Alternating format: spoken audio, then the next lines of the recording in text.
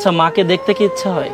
অনেক অনেক ইচ্ছা হচ্ছে কি সে আমার পরিচয় দেয় না, মাগার আমি দূরের থেকে দাঁড়াই তাকে মুন্ডা বুড়া দীক্ষা চলে আসি, মাগার সে আমাকে পরিচয় দেয় না, দেখলে কথা বলে না, আমাকে কেউ জিজ্ঞেস করলে বলে না আমি তার সন্তান। যখন একটা বাচ্চা যখন মার হাত ধরে যায় তখন খুব খারাপ লাগে যে আমার মা কেন এরকম হলো না।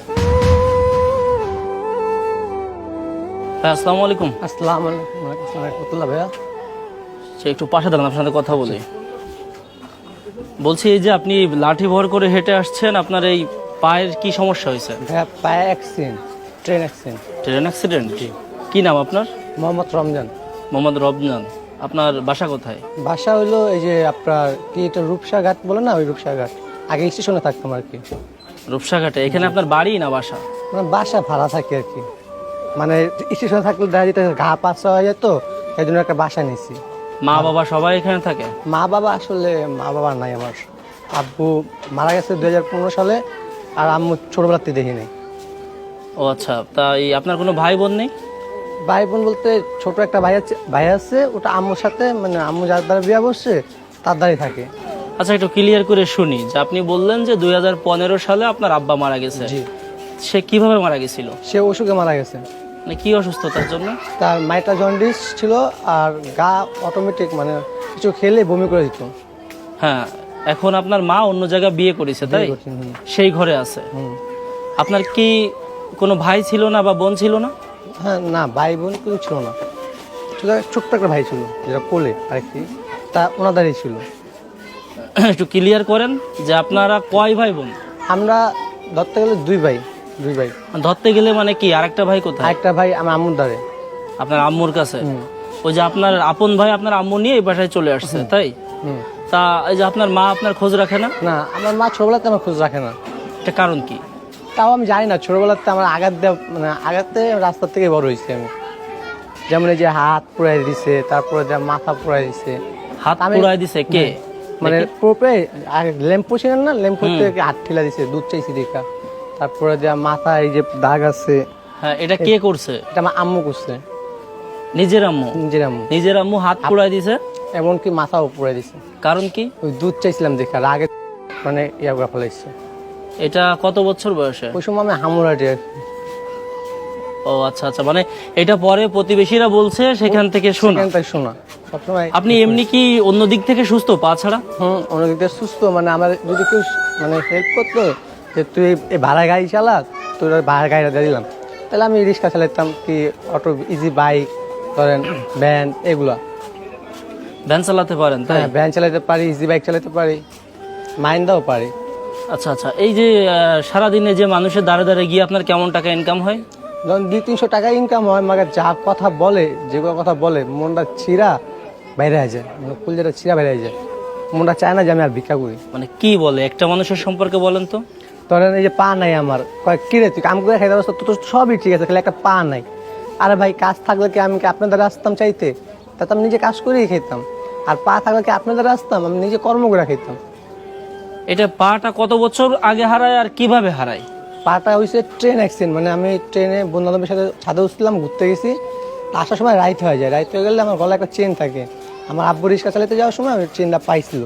তা আব্বু বিক্রি করে ফেলাইবো, তা আমি আব্বু তুমি বিক্রি করো না, ওটা আমাকে দিয়ে দাও। আব্বুর একমাত্র ছেলে দিয়ে দিচ্ছে আমাকে। তার সিন্ডাকার দূরা ধরছে আমাকে, কতগুলো কি আছে বাইর কর। আমি শার্ট এমন করে রাখছি, তো তাই এমন করাতে শার্ট তার বুঝে নাই। পরে 7 জন আসছে, তখন দেখ গোল্ডেন জিনিস দেওয়ার পর ওই চেন টান দিছে, আমার ধাক্কা দিয়ে হালাই দিছে। আমি আবার ওই সাইডের যে জানলার সাইডে যে ইয়া থাকে না, আলনা, মানে একটা ব্যারিকেড থাকে, ওই ব্যারিকেডটা ধরে আলাইছি। আর পড়ার সময় অজ্ঞান হয়ে গেছি, আর খেয়াল নেই আমার।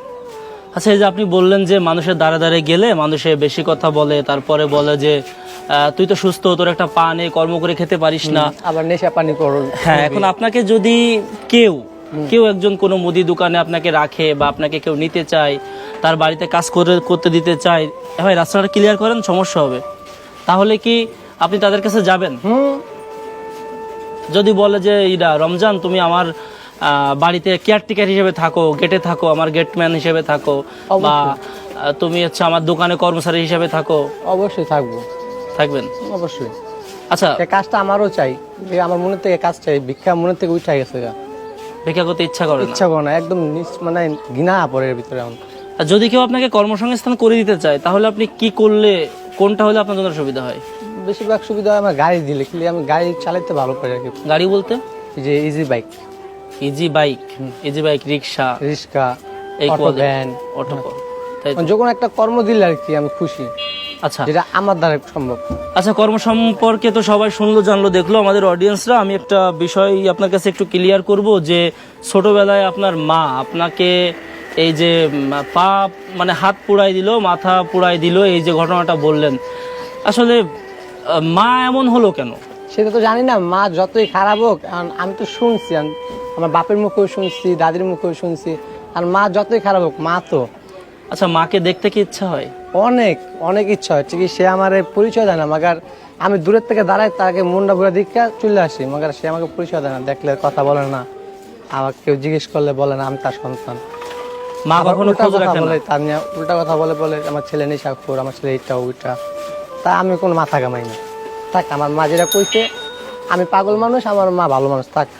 আমি দূরের থেকে দেখে, ধরেন বাসায় ওই মোড়ে, আমি এই মোড়ে দেখ আমার মার মুন্ডা বুড়া দিকে আইসি, মুন্ডা বুড়া গেছে, তখন আমি চলে আইসি। মার কাছে যাওয়া হয়, মাকে দেখতে যাওয়া হয়? হ্যাঁ, দেখতে যাওয়া ঠিক। আমার মা না রাখলে কি হবো, ঠিক আমি দূরের থেকে দাঁড়া দেখি, তাকে মন ভরা দেখি, অনেক কষ্ট লাগে মা দেখা।